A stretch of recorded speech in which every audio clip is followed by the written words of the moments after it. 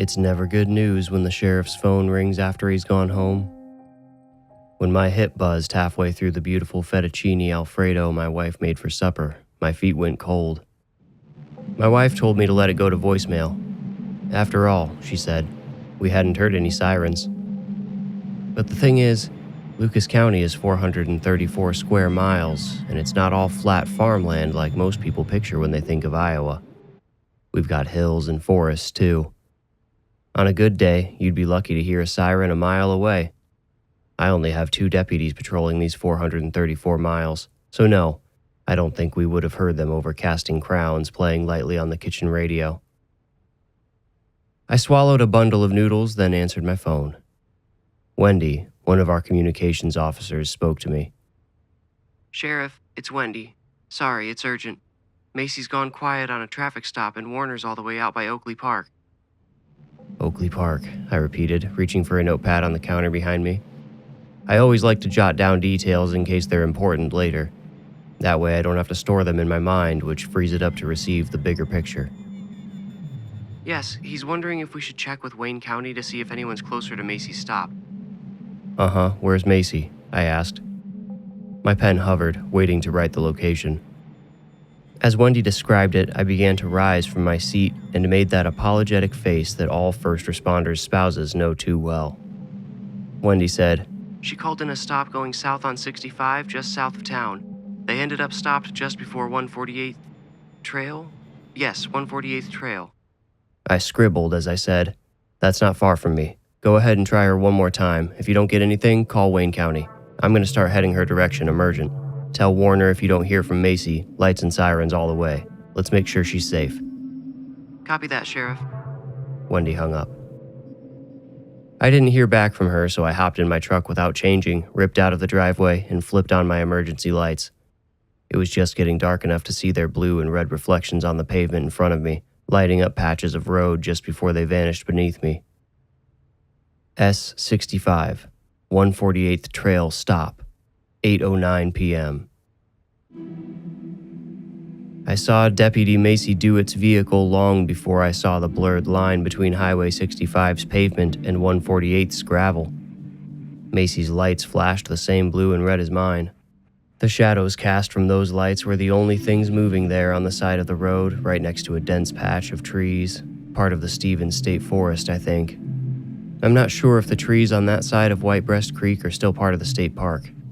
Regardless, those trees are thick, and so is the underbrush beneath them. Neither let much of the setting sunlight through. The forest and setting sun created a black and gold backdrop for the unsettling scene that I got out and walked up on. The front door of Macy's vehicle on the driver's side was left open, but she wasn't inside. She'd left her computer unlocked, her radio mic off its mount, and, most disturbing of all, the shotgun behind her seat, halfway unlocked. I shorthanded these details into my notebook before remembering to radio Wendy and Warner that I'd arrived and that Macy was nowhere in sight. Careful not to touch or step anywhere unnecessary, I walked around Macy's vehicle before approaching the one hers was parked behind, a burgundy Ford Ranger from the mid-2000s. The truck's flashing hazards were barely visible in front of the flashing emergency lights. I'm not sure what I expected to find in the bed or cab of that little pickup, but I didn't find it. I didn't find anything. Keys were still in the ignition. Nothing looked to be in disarray. The glove box was open, that's all, like the driver had been retrieving their documents to hand Macy. Had they pulled a gun out of that glove box instead? Maybe a knife? When you're not expecting it, a knife can be worse than a gun. I couldn't find anything to indicate a struggle, though, let alone bloodshed. You could have convinced me Macy and her detained driver just decided to stroll on up the road together. And maybe they did, but surely Macy would have responded to Wendy's call if all was well. And why, I wondered, looking at my notebook, did it look like she went for her shotgun? There were no shell casings, no bullet holes in either vehicle. Macy likely hadn't discharged her service weapon. What made her jump for the big gun? While communicating with Wendy and Warner about the scene, I returned to Macy's vehicle to gather more clues. I checked that her dash cam was recording and found it tough not to sit there and play back the footage to learn what happened. I chose not to because, for all I knew, Macy needed immediate help, and I didn't want to waste time fidgeting with the onboard computer. I'd task Warner with that when he showed up. And speak of the devil, Warner arrived about 3 minutes later. He must have not let his speedometer drop below 90 even once. I had him pull Macy's dash cam while I started searching the nearby trees. 22 minutes had passed since Macy first called in her traffic stop. A lot can happen in 20 minutes, but in terrain like those woods, she and her detainee could not have gone far. I yelled out many times, hoping she might hear me. I tried her on the radio myself a few times for good measure as well. As the sinking weight in my stomach became too heavy to ignore, I said into the radio, "Wendy, why don't you get an ambulance started our way just in case?" It hissed with hesitation before Wendy answered, Copy that. I walked back to the road, planning on checking the trees on the other side before I heard Warner say, "Ty, you want to come here? I've got the footage." I scampered over to him, anxious to see what the recording showed. Now it's probably best for me to tell you exactly what was on that camera without too much commentary. It's bizarre enough without me adding my thoughts to the mix. So here's what the camera captured. Macy is behind the burgundy pickup truck on Highway 65 headed south. The recording begins when she turns on her lights. We hear her call in the license plate as the truck slows to a stop on the shoulder right across from 148th Trail. Macy waits for Wendy to inform her the plate is clean before stepping out and approaching the passenger side window. The conversation she has with the driver sounds standard based on what we can hear. Her body cam will provide more information when we find her, but it doesn't seem anything abnormal occurs during her interaction with the driver. He hands her his driver's license and vehicle registration. We hear Macy say, "You just keep looking for that insurance card, all right? I'll run this and be right back." She starts walking back to her car. She gets in and we hear her mutter to herself, "Let's see if he's even got insurance." She begins typing on her computer in sporadic bursts, obviously reading names and numbers off of the documents she's borrowed from the driver. After 17 seconds, we see the driver of the pickup truck get out. By the way, we know who the driver is, but I'm keeping his name out of this story intentionally. His family knows he's deceased, but they don't know he was involved in this, and I think it's best we keep it that way. Back to the video. Macy stops typing. We hear her door open and her semi-muffled voice say, "Sir, please stay in your vehicle unless I ask you to..." She trails off, maybe because of the weird blank look in the guy's eyes or the emotionlessness of his expression. He's walking like a zombie, like there's nothing going on between his ears. Or maybe Macy trails off because she sees something just off camera, something the blank man is also looking at in the trees next to the road. We hear Macy scramble as the man walks casually but quickly around the back of his pickup and into the ditch, leaving the camera's view. Macy begins to call out, but we hear the beep Warner and I both know as the sound our radios make when they turn off. In her haste, Macy accidentally shut her radio off. There's a pained scream from the man off camera. Macy is swearing and maybe crying and fumbling with the latch securing her shotgun. The scream stops abruptly. It doesn't fade. It stops like it's cut short. We then hear Macy whimper, "Oh God," before she stops making any sound. A few seconds pass before we hear a light rustle and boots crunching gravel outside her vehicle. A second later, we see the boots belong to Macy. She walks in front of the camera, in front of her car, with the same blank expression and rapid stride as her detainee, and she also walks off camera into the ditch. We don't hear her scream. Nothing else occurs on or off camera that we can detect until the sound of my own siren fills the silence. I made Warner stay near Macy's vehicle and the pickup truck just in case she decided to wander back out of the woods with an explanation and an apology. Not expecting either of those, I set off down 148th Trail searching for any sign of her, the detainee, or whatever they were looking for, whatever lured them in. Although, at the point when I started crunching gravel down 148th with my spotlight on the tree line, The idea of something hypnotizing my deputy into leaving her vehicle unlocked with a weapon half hanging out had not yet crossed my mind. I'm not sure what I thought had happened, but not that. I rolled slow to keep the engine noise down and listen. Twice I stopped and shut it off when I thought I heard voices in the trees. Both times I radioed Warner to see if he heard anything, but he claimed he did not. I got a call from one of the deputies down in Wayne County saying they didn't have anybody nearby but would float somebody our direction at the first chance. This occurred during one of my quiet stops, and I spent the entire phone call slowly tracing my spotlight across the trees. It felt like one of those horror movies where all of a sudden a pair of eyes appears in a bush or some large form I completely missed with one pass materializes on the second. Nothing appeared by the time I hung up my phone, though. I restarted my engine and kept rolling, but not before making an entry in my notebook. Voices to west? Warner didn't hear. Wayne floating someone. 8:42 p.m. Nearing the bend back toward Highway 65, I slowed, readying for another pause. My fingers were pinching the keys in my ignition when the spotlight caught a slight movement through the trees up ahead. Someone was walking next to the road just around the bend. "Macy?" I called out my open window. I also shouted the pickup driver's name. Let's just call him John to make things simpler. Neither shout received any response or acknowledgement from the walking figure. In this place I'm talking about, the little loop called 148th Trail off of Highway 65, there's nothing around. Even along 65 in this stretch, once you get south of Lucas, population of 172 by the way, there's nothing but hills and fields and forests, what for a couple of small farms here and there. To me it's home, but you might call it desolate, and I don't know if I could argue against you. All this is to say, look, maybe someone living in one of the 3 houses along 148th decided to take a late-night stroll, but don't you think they probably would have reacted to my shouts? Maybe paused to see what all the bright lights were about? This person just kept plodding along. I watched them blip in and out as they passed along the trees following the road around the bend.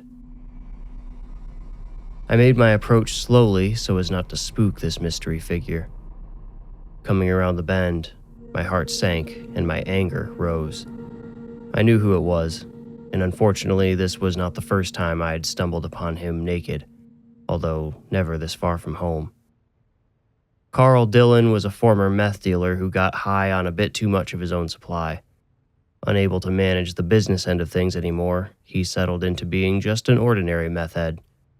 He liked to take his clothes off in the moonlight, he once told me.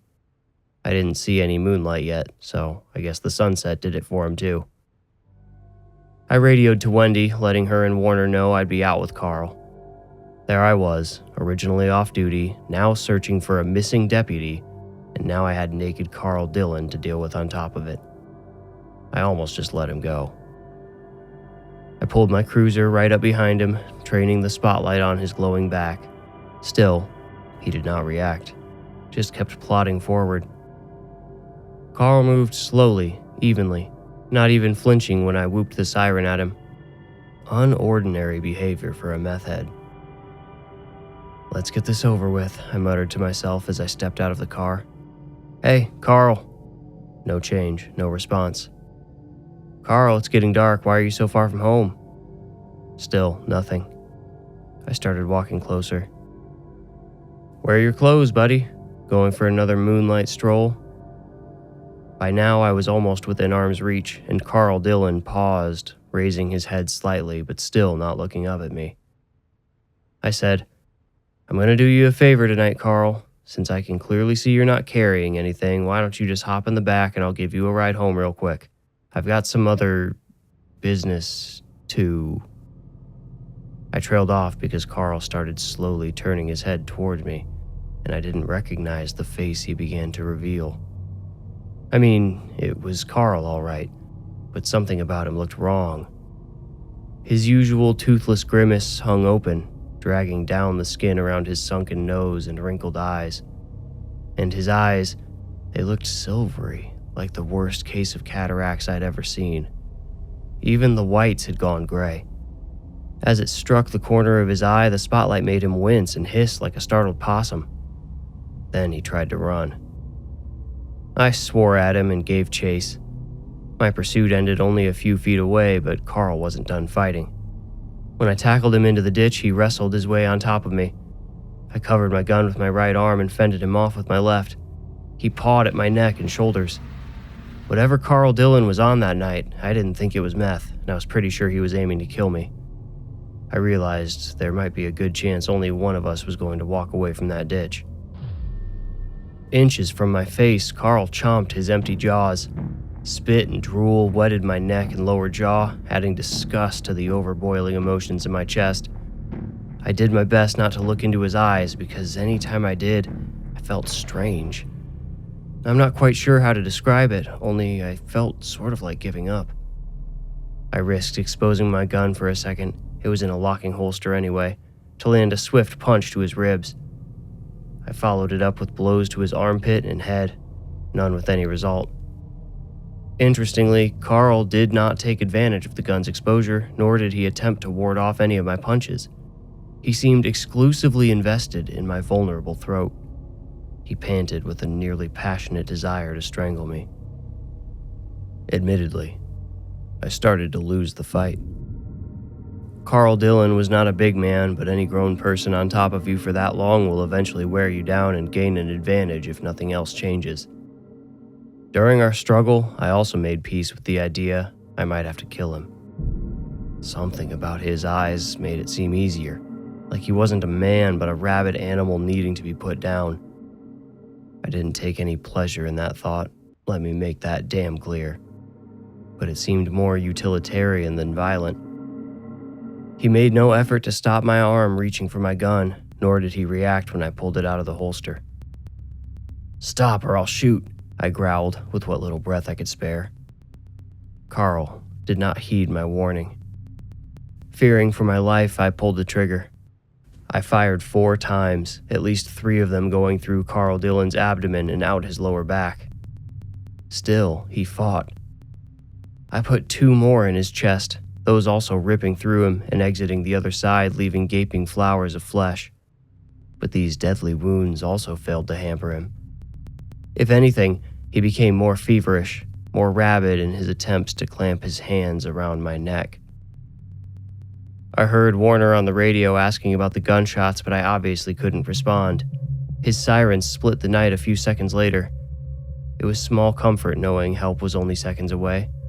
Maybe Warner would be able to pull Carl off me, and together we could subdue him.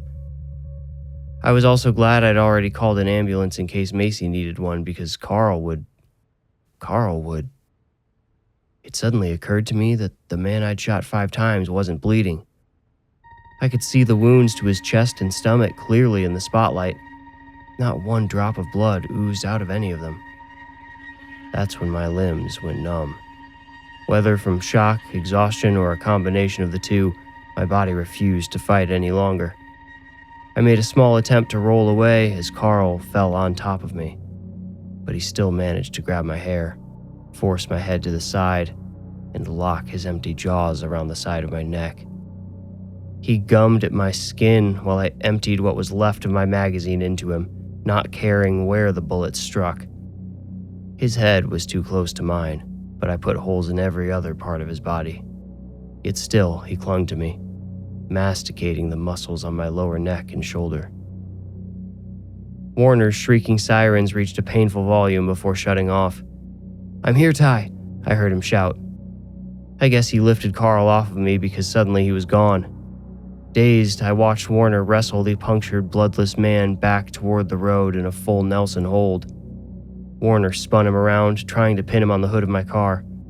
As soon as the spotlight hit Carl's eyes, though, he shrieked like a wounded crow and bucked at Warner. Warner kept him there for what might have been 5 seconds, Carl shrieking and writhing in the bright white light. But eventually Carl slipped out of his grip.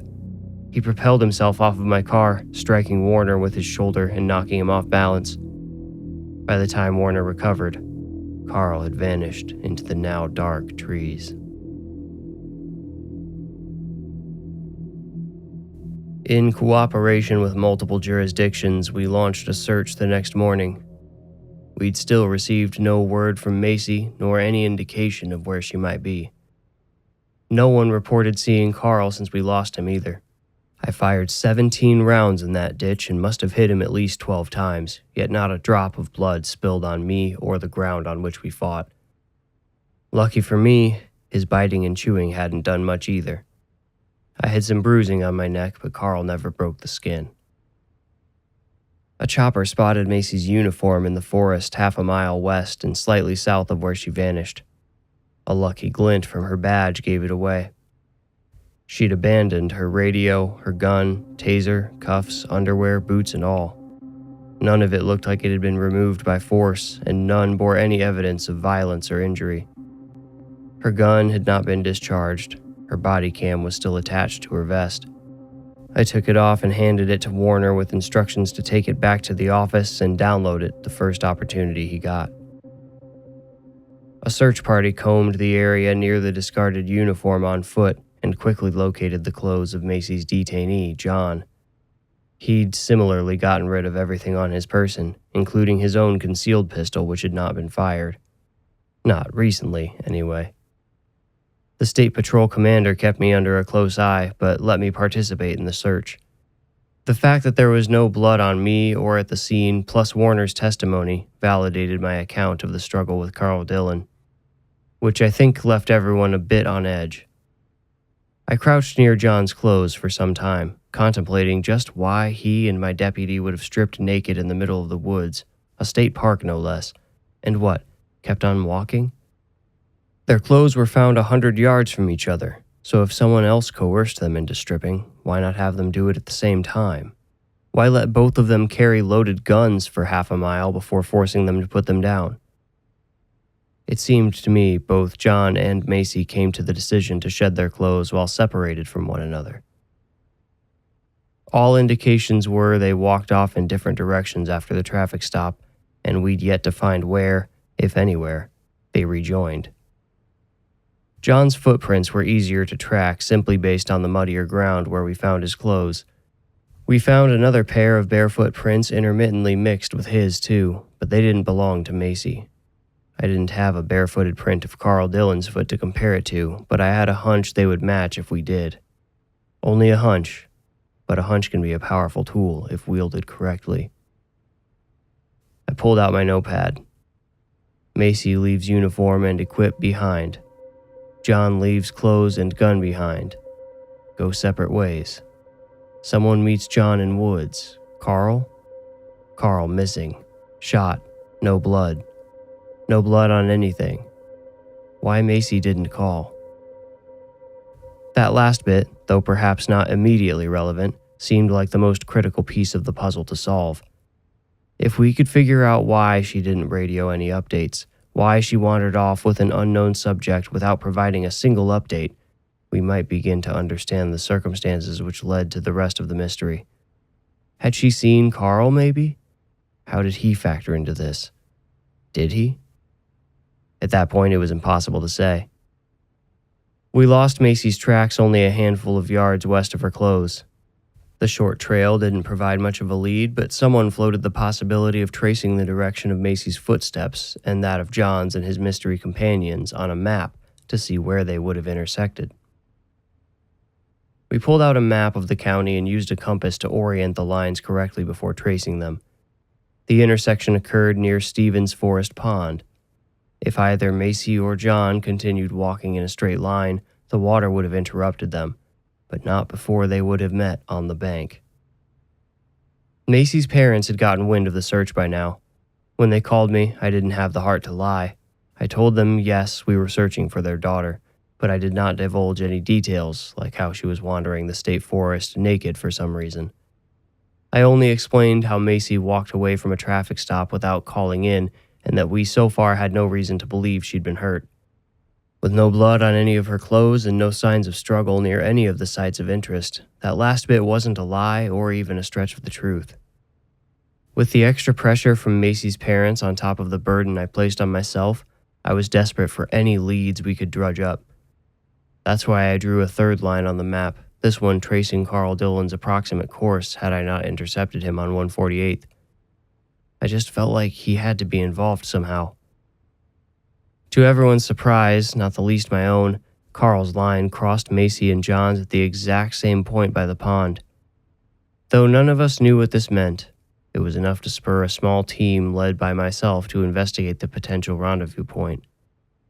And friends, if you think what I've told you so far sounds like a nightmare, prepare yourselves, because this is where the nightmare truly begins. Stevens Forest Pond goes by another name to folks who know it: Hidden Pond. That's because there's really only two ways to reach it, and both involve a fair amount of footwork. One is a hiking trail that brushes against the north side of the water before looping around the west side. The second is a vehicle path that ends in a circular parking area about 250 feet from the east bank, but that's a rough stretch of the bank. To access the water, you have to cut south a bit and go maybe another 100 feet through untouched forest. That's the spot where the three lines converged. So Warner, a couple of state troopers, and a gal from the DNR all huffed it out there. I nearly choked when I saw the mess of mud footprints smeared on the rocks down along the bank. They weren't defined enough to match our missing subjects, but I knew. We all knew. I realized then I'd been hoping to be proved wrong. "Looks like something happened over here," the gal from the DNR said, pointing to two fallen branches just up the bank from the footprints. These branches had fallen with some force, it seemed. The dirt around them had been scuffed and gouged, and the branches themselves had scarred the ground with deep depressions. One of the troopers noticed and began a closer inspection of the tree. Almost immediately, he beckoned us over. Here's a description from my notebook. Footprints up the tree. Handprints too on many trees near the bank. Signs of descent unclear. May still be up there. We called in more units to help search the dense treetops. Being springtime, every oak and walnut and hickory tree was stuffed with leaves overlapping one another. We all had to wonder if the people we'd been searching for had been watching us the whole time. The state troopers were too dignified to climb up in any of the trees, and I'm too old, but the gal from the DNR scrambled up the tree with the broken branches to check for any more clues. She almost immediately found a clump of torn hair, which sure looked a lot like Macy's. We all waited in emasculated silence while the DNR gal climbed around. She told us the foot and handprints spread out to the branches above the two broken ones on the ground, but they were barely visible. She climbed higher than the previous person, being careful not to touch or disturb any of the prints, then climbed out above them on some thin branches. My palms were sweating just watching her balance on those bouncy limbs. This, though I saw the point of it, did not feel like proper police work. The DNR gal floating over us all said, "Hang on a second, guys. There might be something in the water." One of the state troopers jogged down to the bank and cupped a hand over his eyes. "I don't know if you'll be able to see it down there," the DNR gal said. Then she asked, "Anybody got a pair of polarized glasses?" As any angler knows, polarized lenses help see through surface glare to view what's underwater. They're amazing low-tech devices. I happened to be wearing a pair, though I wasn't sure how I could get it up to her. "Here," she said, dangling a strand of paracord she retrieved from somewhere on her person. I tied my glasses to the cord and watched them levitate up into the trees. "Anything?" I asked a few moments later. "Hold on," she replied. "I haven't even untied them yet." So we waited in silence again.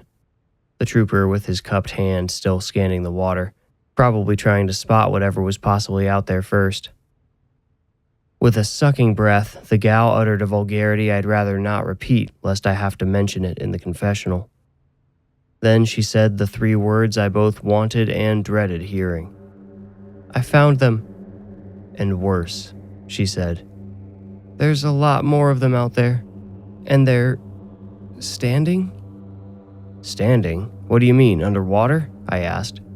Everyone else rushed down to the bank. Her response came in a gurgling gag which warned me to get out from under the tree before vomit rained down where I'd been standing.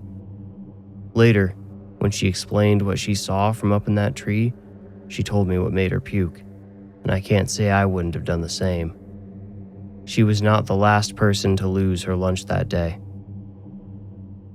There was a lot of standing around speculating while we waited for the dive team to show up.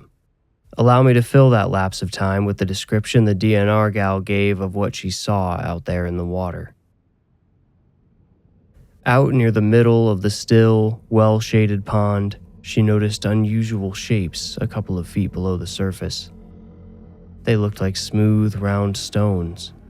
Some were partially coated with floating moss, others looked polished and bare. These, the polarized lenses revealed to be the heads of 6 underwater bodies, all vertically oriented and nude, positioned in a circle facing one another.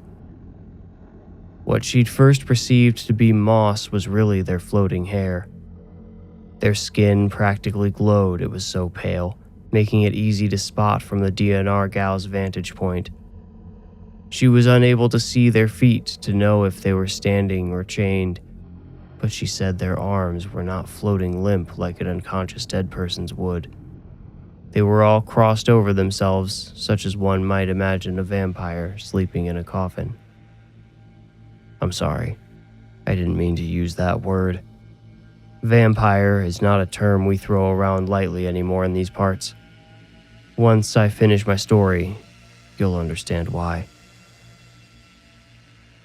The DNR gal could not positively identify any of the corpses from so far away, but we later learned they included a man and his daughter from a nearby farm, a field surveyor who'd stopped in the area on a routine check, the pickup driver John, and our dear Macy, whose parents still don't know that's how we found her. If they hear this, I guess they will. I thought about changing her name like John's, but the rest of the details surrounding her death would have given away who I'm talking about anyway.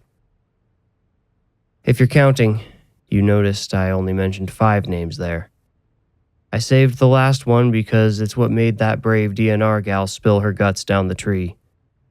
It was Carl Dillon, the man I'd shot 12 times the previous night.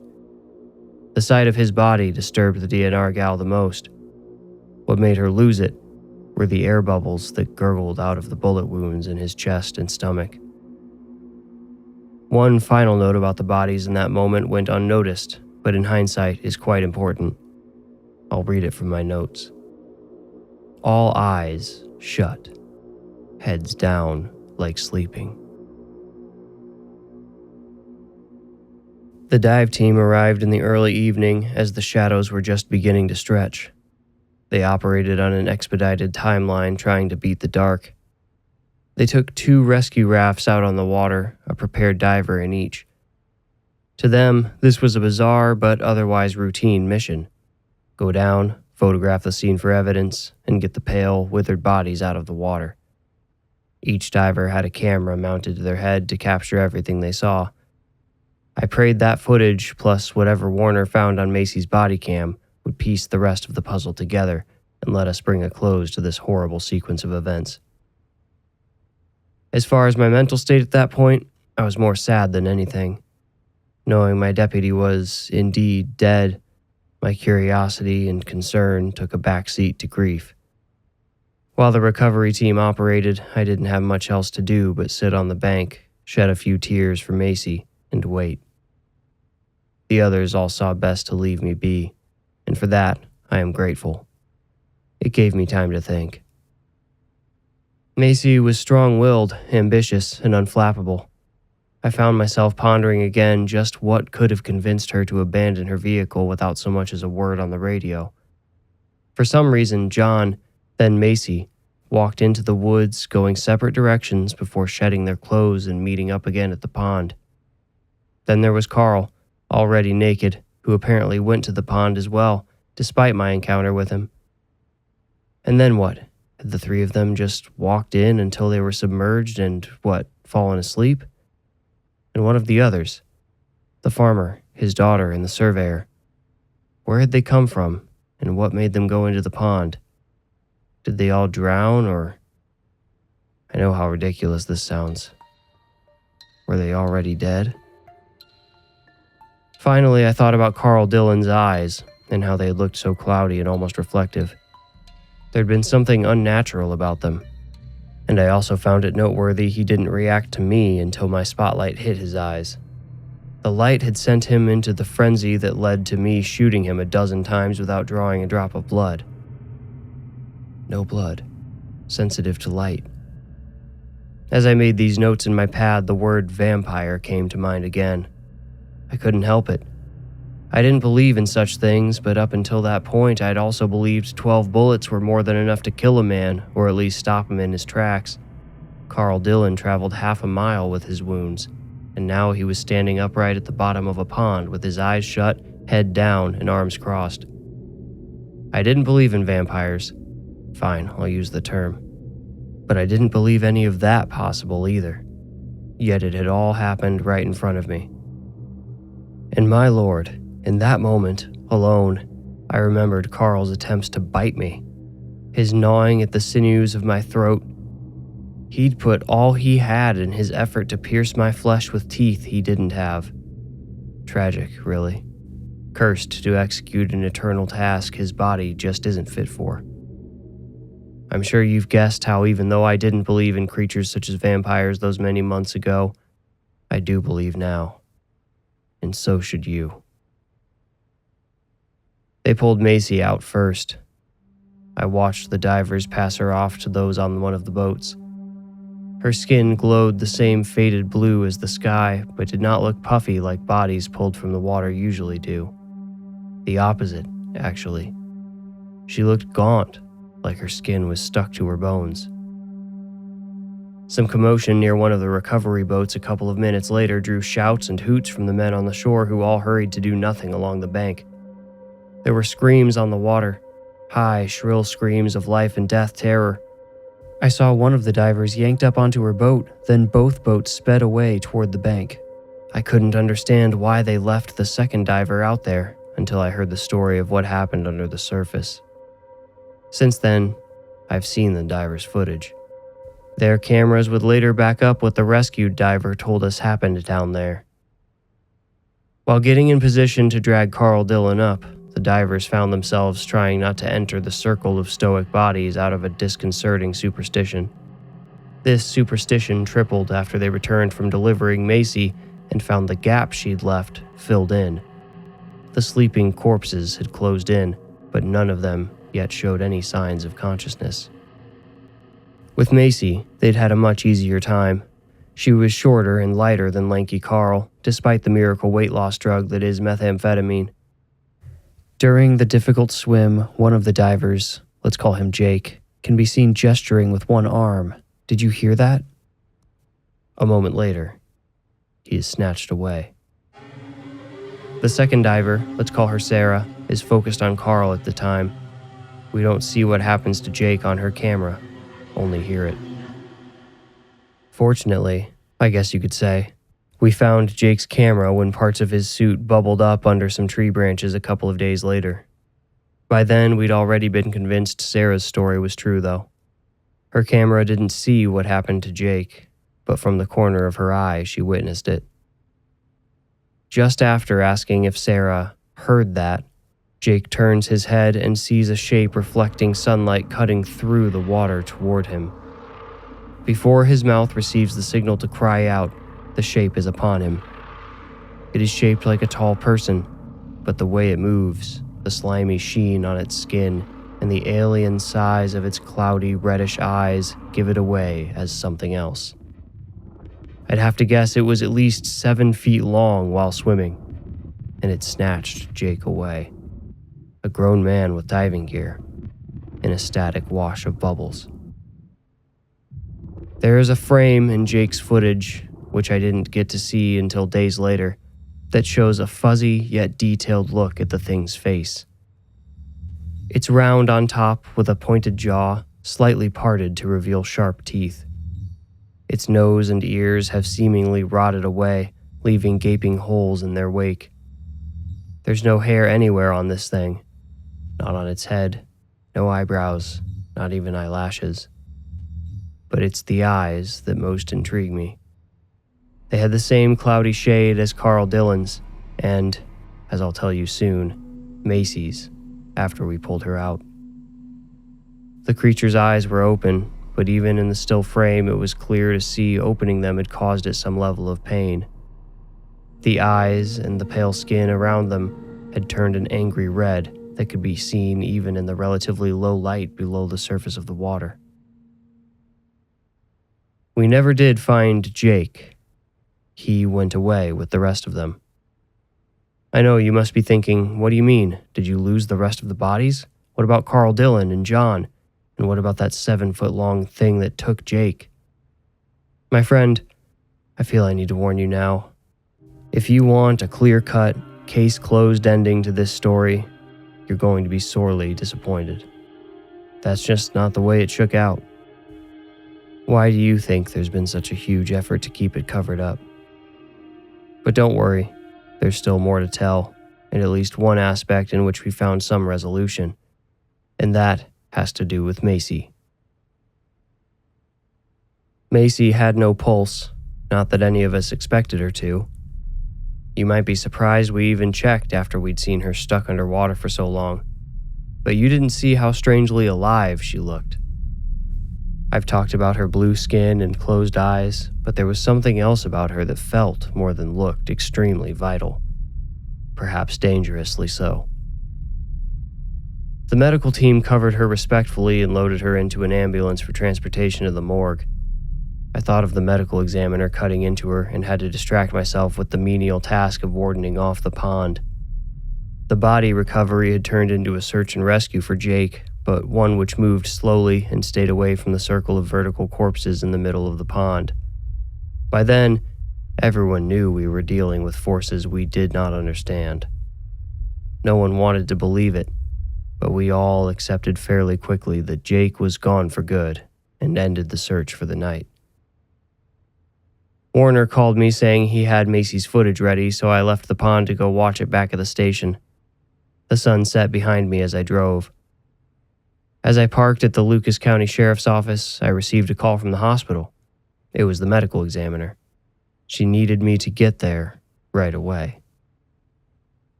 The ME told me Macy had been tagged and put in a drawer until she could be autopsied. The ME had been preparing to stay late to perform said autopsy. She just needed to step out to make some calls regarding childcare and such. When she returned, she heard a sporadic hissing. She followed her ears to the morgue drawers, then to Macy's drawer specifically. She placed her hand along the drawer's edges to see if she could feel air coming through, but as soon as she touched the drawer, the hissing stopped. The mortician slid her hand along the crack. Her fingertips brushed against the cold metal, and one of her fingernails scraped it for a moment. The sound her fingernail produced made her pause. It matched the hissing she'd heard before, which she now believed wasn't hissing at all. She stepped back from the drawer and waited. Seconds later, the hissing resumed, only now the ME pictured a cold hand running its fingers along the edge of the drawer, searching for a way out. The sound matched this visual perfectly. Braver than I, she went back to the drawer and knocked. The hissing stopped. A moment later, a rattling voice within the drawer asked, "Is it night yet?" Believing there had been a terrible mistake, the ME pulled open the drawer and found Macy lying with her hands still crossed over her chest, but now her eyes were wide open, gray and clouded. The second the white fluorescent lights from the ceiling met her eyes, Macy shrieked and launched herself off the drawer with unnatural speed and reflexes. The ME said it almost looked like she levitated and flew halfway across the room. She pleaded with Macy to be calm, but Macy continued to cry out, holding her hands over her eyes and lurching around the room blindly, knocking instruments and supplies off of shelves, counters, and carts. The ME ran across the room shouting, "Just hold on, I'll turn off the lights." And she did. Everything went still. "Is that better?" she asked, turning around. Macy stood across from her, arms now calmly at her sides. She was nothing more than a dark silhouette traced by red from the exit sign above the door, her clotted hair giving the appearance of floating like she was still underwater. "Macy?" the ME said. She'd met Macy before. "There's been some kind of accident. We're not sure what happened to you, but let's get you covered, then take you upstairs. You're at the hospital. There are people here who can—" Macy took a step toward her. "Help you." The ME took a step back. With a shriek, Macy pounced onto one of the tables, then launched herself at the ME. She only barely dodged in time. She landed on her hands and knees and scurried around the operation tables, which Macy had knocked everything off of. Macy was close behind. "Please, Macy, nobody wants to hurt you," she begged as the red silhouette of the undead deputy loomed over her. She tried to scramble to her feet, but Macy shoved her down, maintaining a stiff hold on her lab coat even after pinning the ME to the concrete floor. "What are you doing?" she whispered as Macy's face dropped near her own. She felt around for a weapon. She didn't want to hurt Macy, who she assumed to be mysteriously ill, but she also had children at home to consider. If it came to it, she would use violence to get home to them. Clamp stats, retractor, forceps. Her hands felt all the spilled tools on the floor beside her. Aspirator, clip, artery tube, saw. She would have preferred a large scalpel or scissors, but Macy's face was less than 6 inches from her throat, and she could sense her intention to bite. Before Macy could get her teeth into the ME, the teeth of the saw bit into Macy. The ME had swung the tool with enough force to bury it in the side of Macy's neck. Nothing but a few bubbling streams of brackish water poured out of the wound. She's already dead, she thought, understanding the impossibility of what she was considering. She was pinned to the ground by the undead. With this thought pulsing through her, the ME forced the saw back and forth, cutting through tendons, biting through bones, all without spilling a drop of blood onto herself. Macy made little protest. All the time, she remained fixated on the ME's throat. She did not stop gazing at it with those clouded, hungry eyes until her head turned upside down, dangling from the last few strands of sinew and skin holding it on. Only then did she fall on top of the ME, still and lifeless. While I was at the hospital dealing with the aftermath of the attack, my phone rang with more bad news. A few troopers had been assigned to watch over the pond that night. 2 others left to haul in 4 giant spotlights used for late-night crime scene investigation. They wanted to be able to see, of course, but also my theory that the creature's eyes couldn't handle bright lights had spread. The lights seemed like a good defense, and maybe they would keep the creatures, the vampires, trapped, should they try to crawl out into the night. We'll never get to know if that would have worked. When they hauled in the lights, they found the troopers who'd been guarding the pond all standing with their backs to it, all facing trees, standing mere inches in front of them so that their noses almost touched the bark. The troopers would not move, would not respond to anything for nearly an hour. During that time, someone noticed the bodies lurking under the water had all disappeared. A few shell casings were located around the scene, leading us to believe there had been a brief struggle before the vampires somehow took control, forcing those troopers to turn their backs to allow them to escape. Why they didn't try to turn them, we'll never know. Maybe they'd already gathered enough new blood, and I mean that quite literally. They have not been seen around here since, and no one from Lucas or the neighboring counties has gone missing or experienced any nighttime attacks. I pray every day for the folks who live wherever those things went. So far, the only way we know to kill them is to remove the head, cut it clean off as soon as you can, and don't let them bite you. I'm mostly telling this story to get these warnings and tips out there. Oh, and don't ever look them in the eyes. Please. If you don't believe me, let me tell you about Macy's body cam footage. I finally saw it the following day while searching for clues as to where the vampires had gone. It It starts with her approaching the burgundy Ford Ranger. The driver seems polite, reasonable, like he knows he was doing something wrong and is ready to receive the consequence. He hands over his ID and Macy asks for his registration and insurance. He says they're in the glove box and takes out the registration, handing it to her. He says he still needs to find the insurance card, that he knows it's buried in the glove box. Macy thanks him and tells him to keep looking for the insurance while she runs his information back at her car. Macy turns around to walk back to her car so we don't see the man in the moments before he gets out of his truck. The next time we see him, he's already standing on the shoulder, transfixed by something in the woods. Macy orders him back to his truck, but he doesn't listen. He starts walking around the truck toward the woods. Macy turns just enough for us to see where the driver, John, is walking, or, more accurately, to whom he is walking. The surveyor from the pond is standing naked, gawking at John with wide, cloudy eyes, his mouth agape, but not in surprise. It looks like it's projecting something, like he's screaming, but on the video we hear no sound from the undead man. Macy is clearly spooked. She starts panting as we hear her say, "Dispatch, I'm gonna need... Oh, come on, you stupid thing."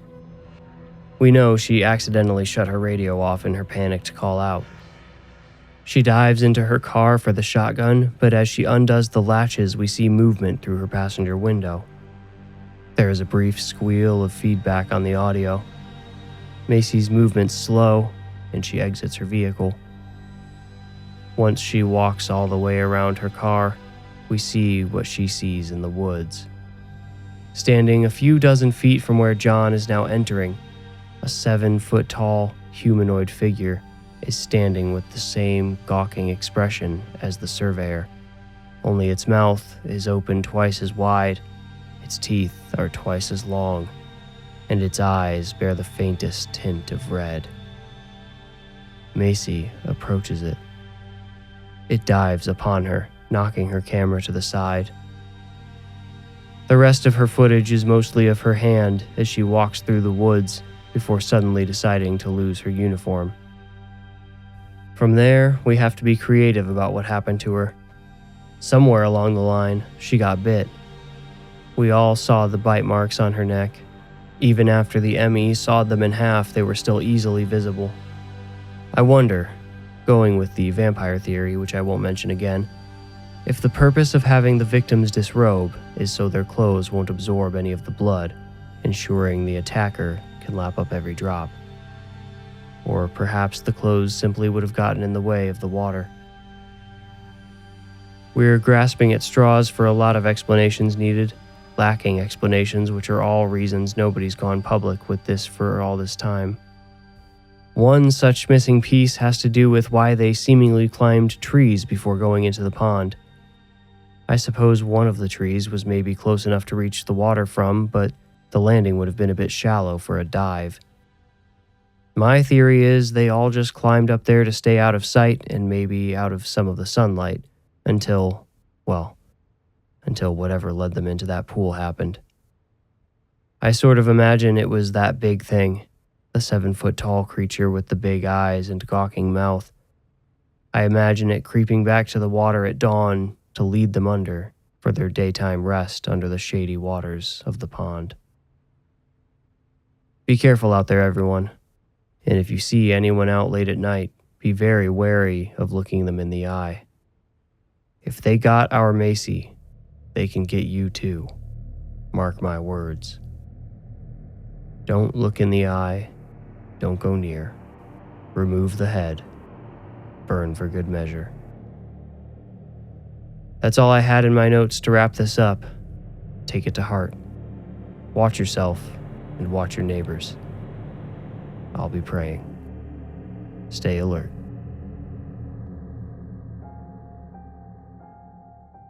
You made it out. Congratulations. If you enjoyed the story, please rate, like, review, or subscribe. For ad-free episodes and bonus Into the Woods episodes, become a patron with the link in the description. You can also support the show by buying merch. That link is also in the description below. To stay up to date, follow me on Instagram at The Warning Woods, and if you feel ready, meet me here next week for another journey into the Warning Woods. Thank you for listening.